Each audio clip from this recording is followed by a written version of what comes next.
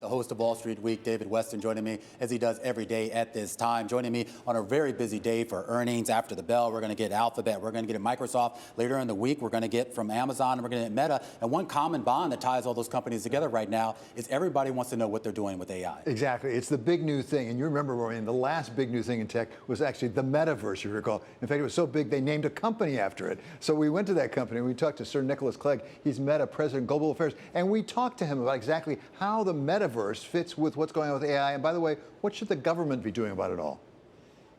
It's sometimes difficult, isn't it, to work out whether it's going to be great or whether it's going to be bad for us, because, I mean, I've been working in Silicon Valley for some years now, and of course Silicon Valley generates the most ingenious new technologies, but usually accompanying those new technologies is a whole wave of new hype as well. And of course, you know, technologists are saying on the one hand that generative AI is going to cure cancer and deal with climate change, and on the other hand, it's going to be the end of civilization as we know it. I think the truth is that no one really knows, and that actually whether this technology is good rather than bad is in large part in our hands. In large part, it depends on the cooperation, both of folk in the industry, but also cooperation by governments across the world to set an international framework which really amplifies the good that these very powerful technologies can deliver, and they can deliver great benefits of productivity, for health, for education. It's going to be hugely useful for many people in many walks of life, but also to mitigate the dangers and the risks. Because look, at the end of the day, AI is bigger than any single company or any single industry or indeed any single country. So both the big tech players and the big, I think, most especially the big techno-democracies around the world, the United States, the European Union, India, and so on, need to cooperate together and do so fast to start to set the international framework that will be necessary in the years ahead. Governments typically are tasked with the job of making sure that we get the good without the bad. You know a lot about regulation, particularly in the tech area. What are the things we should be looking at, all of us should be looking at, in terms of government role in regulating AI? Governments themselves need to set up the right kind of processes and institutions to avoid a kind of race where, you know, Europe does one thing, the US does something else, India does something else, Brazil and Japan do their own thing.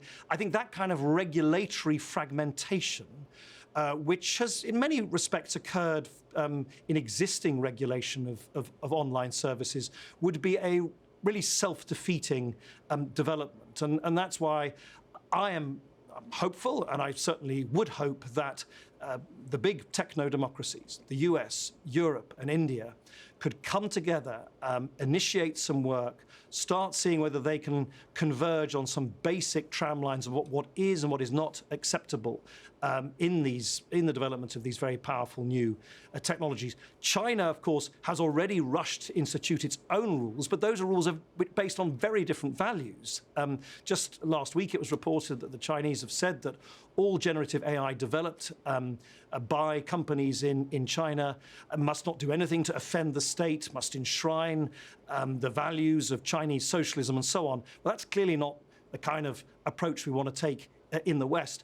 And I think, incidentally, Japan could play an outsized role here, not just because it is such a technologically advanced economy and a democracy as well, but because at the moment Japan holds the chair of the G7. And in fact, in the coming days, digital ministers from the G7 economies will be meeting. I think it's exactly the kind of forum where you can initiate work so that the big major techno-democracies around the world can converge on similar guardrails which can be applied to these very powerful new systems. So, Nick, I wonder if we're seeing a real-life lesson right now playing out in Washington about the attempts to regulate technology with respect to TikTok. You saw those hearings up on Capitol Hill. Some people, Republicans and Democrats, are saying we should just ban it. Are there things to learn from what we're seeing there? Is it a sensible thing to go forward? You said we shouldn't regulate technology itself, but are there things we should learn from what we're looking at TikTok and what should be done? Look, not least because TikTok is a competitor of Meta.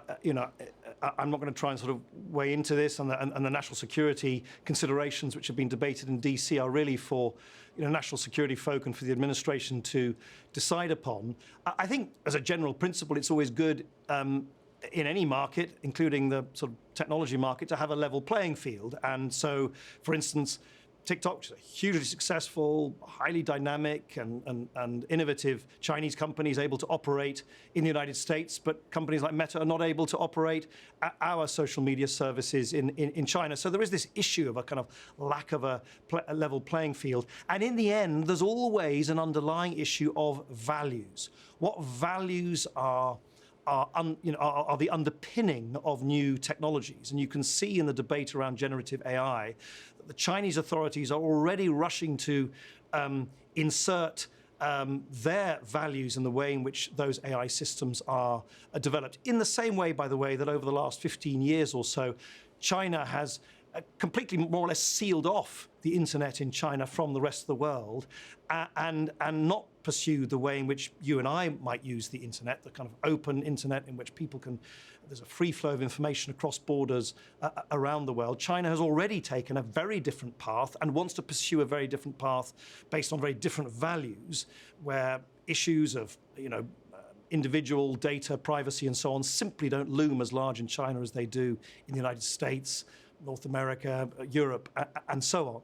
And so I think there is always an underlying debate, about whether there is a level playing field and people are competing with each other on the same terms, but also about these pretty profound differences in values. And I very much hope that, which is why I stressed earlier that I think it's so important that Europe, America and India, they don't need to act in the identical fashion, but if they can align, then we can ensure that these new technologies are based on democratic values and not on autocratic values. Because I can guarantee you, these very powerful new technologies are going to be used by autocrats around the world for their own purposes.